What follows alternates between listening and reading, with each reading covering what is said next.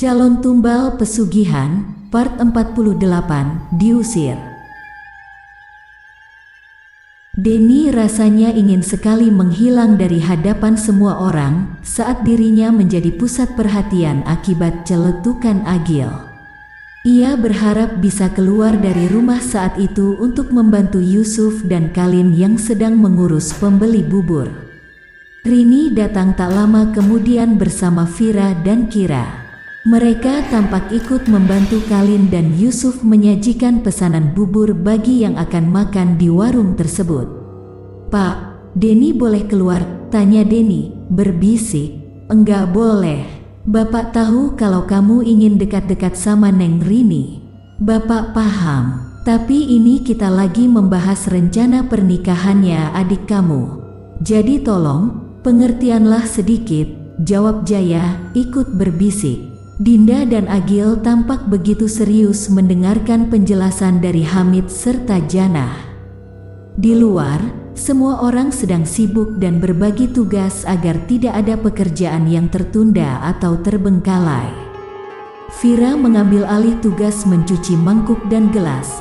Kira dan Rini mengambil alih tugas menyajikan pesanan pembeli yang makan di warung. Yusuf menakar bubur, sementara Kalin mengurus pesanan pembeli yang meminta dibungkus. Mereka semua bekerja sama seakan sudah sering melakukan pekerjaan yang sedang mereka lakukan saat itu. Teteh-teteh semua kayaknya udah profesional. "Ya, enggak ada yang namanya canggung saat mengerjakan pekerjaan yang saat ini kita lakukan," ujar Yusuf saat suasana mulai sedikit longgar. Kira, Vira, dan Rini pun menoleh ke arah Yusuf seraya tersenyum. "Kasih tahu, Kal, biar Yus tahu," ujar Kira sambil mengelap meja agar kembali bersih. Yusuf mengerenyitkan keningnya selama beberapa saat, lalu kemudian segera menatap ke arah Kalin yang ada di sampingnya. "Aku ini pemilik restoran di Surabaya, Dek. Restoranku juga punya cabang di beberapa daerah lain di Indonesia. Aku sudah terbiasa mengurus pekerjaan seperti yang saat ini kita lakukan, dan mereka juga begitu karena dulu sering membantu aku kalau sedang libur. Jadi wajar saja kalau kami bisa mengatasi pekerjaan ini sekarang," jelas Kalin. "Oh, gitu ternyata. Pantas. Teteh-teteh semua kayaknya udah biasa menghadapi hal-hal seperti ini." Yusuf akhirnya mengerti. "Aku dan yang lainnya dulu enggak bisa melakukan pekerjaan begini. Kami belajar dari Dinda. Dinda sendiri belajar dari almarhumah bibi kau, Dek. Dinda selalu bilang sama kami, kalau almarhumah tidak pernah bosan mengajarinya untuk selalu konsisten ketika menangani pekerjaan di warung ini. Dinda punya banyak kenangan di sini, dan dia membagi kenangan itu pada kami sebagai pelajaran yang akhirnya kami gunakan ketika menghadapi hidup yang sebenarnya. Jujur saja, saat aku sampai di sini ada harapan dalam diriku untuk bisa bertemu dengan almarhumah bibi kau. Aku ingin berterima kasih karena pernah memberi Dinda pelajaran yang berharga. Tapi ternyata beliau sudah tidak ada. Jadi saat ini yang bisa aku lakukan hanyalah mengirim doa untuk beliau dan menyelipkan rasa terima kasih di dalam doaku karena pernah mengajari Dinda beberapa hal yang sangat berguna. Dengan Dinda mengajarkannya kepadaku dan kepada yang lainnya, maka ilmu yang almarhumah berikan jelas tidak sia-sia sama sekali. Semua orang yang ada di dalam rumah jelas bisa mendengar pembicaraan yang terjadi di warung." Agil menggenggam tangan Dinda dengan lembut ketika mendengar apa yang Kalin katakan.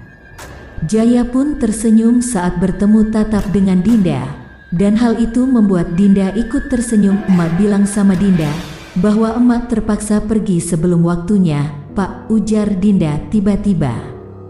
Jaya, Hamid, dan Janah pun mendadak diam. Tatapan mereka hanya tertuju pada Dinda dan tampak butuh penjelasan. "Maksudnya apa, Neng Dinda?" tanya Janah. "Neng Dinda ketemu sama almarhumah emak melalui mimpi, Bibi.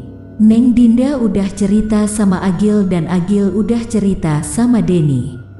Hanya Denny yang meminta Agil untuk enggak bilang ke bapak, karena Denny takut bapak enggak bisa terima kenyataan, jawab Denny mewakili Dinda. Jaya jelas kaget saat mendengar hal itu. Kini Jaya kembali menatap ke arah Dinda yang masih menatap ke arahnya. Bisa jelaskan Neng, mengenai mimpi itu, pinta Jaya. Dinda menatap Agil sebentar, seakan sedang meminta izin untuk bicara. Bilang aja, Neng, enggak apa-apa. Bapak memang harus tahu yang sebenarnya. Ketimbang terus dirahasiakan, Agil memberikan izin. Dinda pun kembali menatap ke arah Jaya. Almarhumah emak bilang ke Dinda bahwa beliau terpaksa meninggalkan bapak, Kak Denny, dan Kak Agil.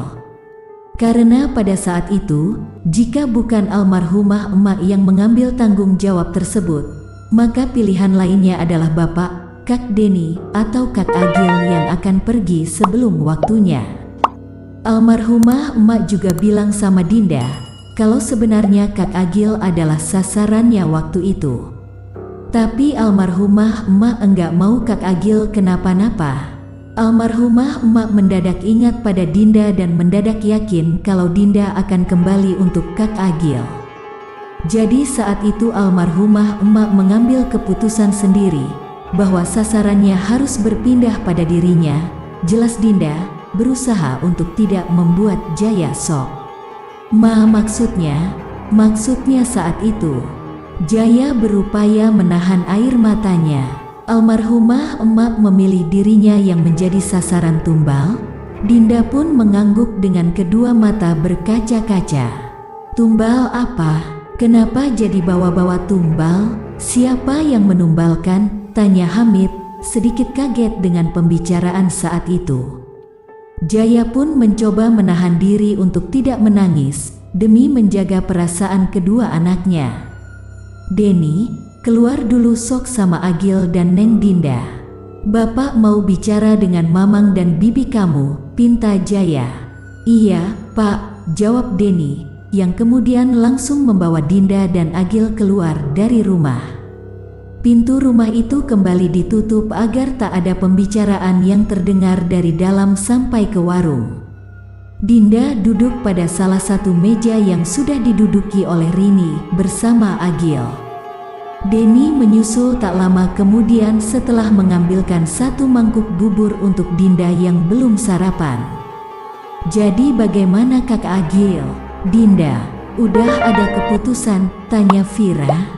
Udah ada keputusannya. Insya Allah 3 hari lagi, Neng Vira, jawab Agil, mewakili Dinda yang sedang memakan bubur ketan hitam. Alhamdulillah, sambut semua orang yang baru mendengar kabar itu. Mereka tampak begitu senang serta antusias dengan kabar rencana pernikahan Dinda dan Agil. Agil merasa perasaannya begitu hangat ketika tahu bahwa banyak orang yang mendoakan kebaikan untuknya dan Dinda.